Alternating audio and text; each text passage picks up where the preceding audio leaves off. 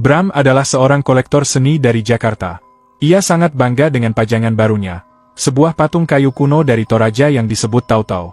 Patung itu terlihat seperti manusia, dengan mata kosong yang menatap lurus ke depan. Bram memajangnya di sudut apartemen mewahnya. Sejujurnya, ia mendapatkan patung itu dengan cara yang tidak baik.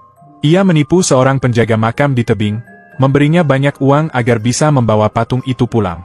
Malam pertama, hal-hal aneh mulai terasa. Suara tokek yang biasanya ramai di langit-langit apartemen, tiba-tiba hilang. Suasana menjadi sangat sunyi dan terasa berat.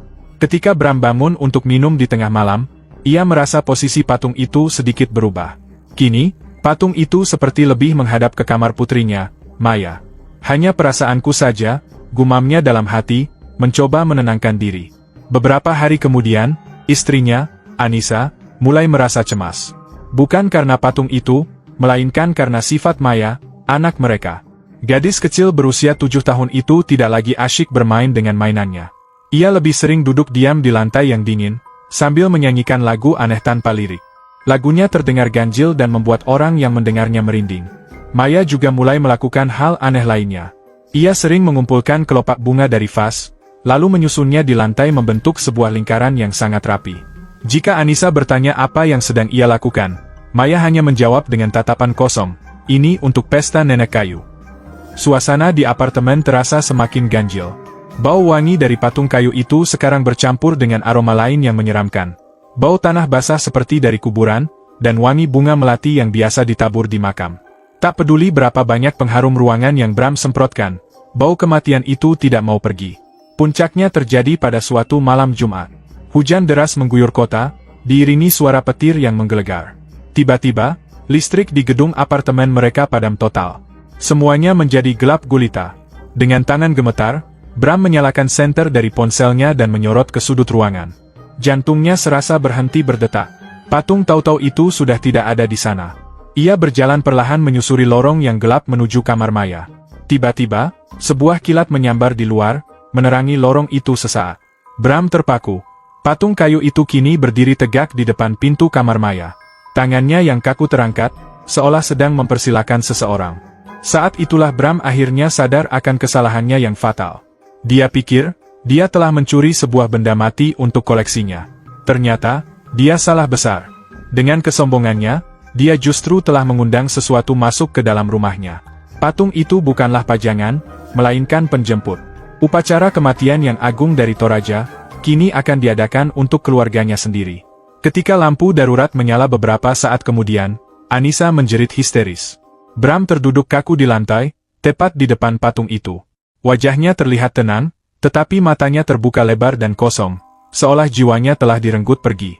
Di sampingnya, Maya dengan tenang menyelesaikan susunan lingkaran bunganya di sekeliling kaki ayahnya, sambil terus bersenandung. Seolah-olah, ia sedang mengantarkan arwah ayahnya dalam sebuah perjalanan panjang menuju pesta yang tak akan pernah berakhir. Jeritan Anissa merobek keheningan yang ganjil di apartemen itu. Ia berlari dan mengguncang bahu suaminya, mencoba menyadarkan Bram dari tatapan kosongnya. Tapi tubuh Bram terasa dingin dan kaku, seperti kayu tua. Matanya yang terbuka lebar tidak melihat Anissa. Matanya menatap lurus pada sosok Tautau di hadapannya. "Bram, sadarlah. Apa yang terjadi padamu?" Pekik Anissa, air matanya mulai mengalir. Maya, putrinya, menoleh padanya. Wajahnya tetap tenang, seolah semua ini adalah hal yang wajar. "Ayah harus pergi, Bu. Pesta sudah siap," bisiknya dengan suara yang bukan seperti suara anak kecil. Suaranya terdengar purba dan bijaksana. Tepat saat Maya selesai bicara, keanehan yang sesungguhnya dimulai. Dari dinding-dinding apartemen, mulai terdengar alunan musik yang sayup-sayup. Bukan musik modern, melainkan suara gendang dan suling khas Toraja yang ritmis dan sakral. Dinding marmer yang mahal itu seolah berubah menjadi bebatuan tebing yang lembab, dan langit-langit apartemen terasa meninggi, seolah menjadi langit malam yang tak berbintang. Bau tanah basah dan bunga kuburan menjadi begitu pekat hingga menyesakkan napas. Anissa mundur ketakutan, punggungnya menabrak dinding yang terasa dingin dan nyata.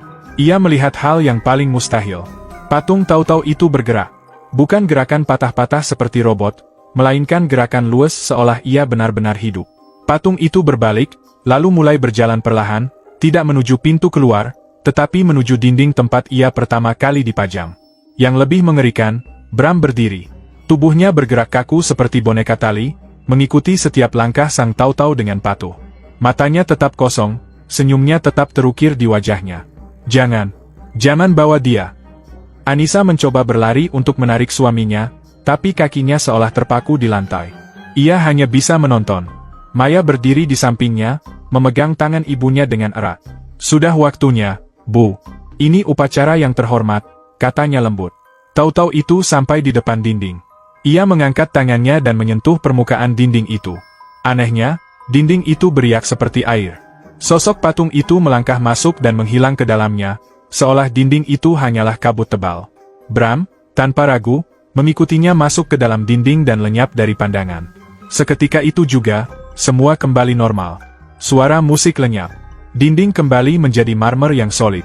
Bau tanah dan bunga menguap, hanya menyisakan aroma pengharum ruangan yang samar. Apartemen itu kembali sunyi, lebih sunyi dari sebelumnya. Yang tersisa hanyalah Anissa yang menangis terseduh-seduh di lantai, dan Maya yang berdiri diam di samping lingkaran kelopak bunga yang ditinggalkan di tempat ayahnya tadi duduk. Laporan resmi menyatakan Bram meninggal dunia akibat serangan jantung mendadak malam itu. Jasadnya tidak pernah ditemukan, dianggap hilang secara misterius dari apartemennya yang terkunci dari dalam.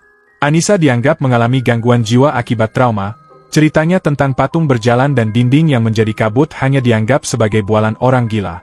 Maya dikirim untuk tinggal bersama kerabat, ia tak pernah lagi berbicara tentang nenek kayu atau pesta.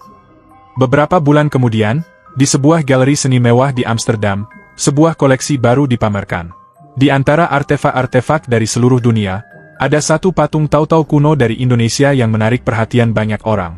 Kondisinya masih sangat baik, terbuat dari kayu yang kokoh dengan mata dari tempurung kelapa. Namun, para kurator seni yang teliti menyadari satu hal yang aneh.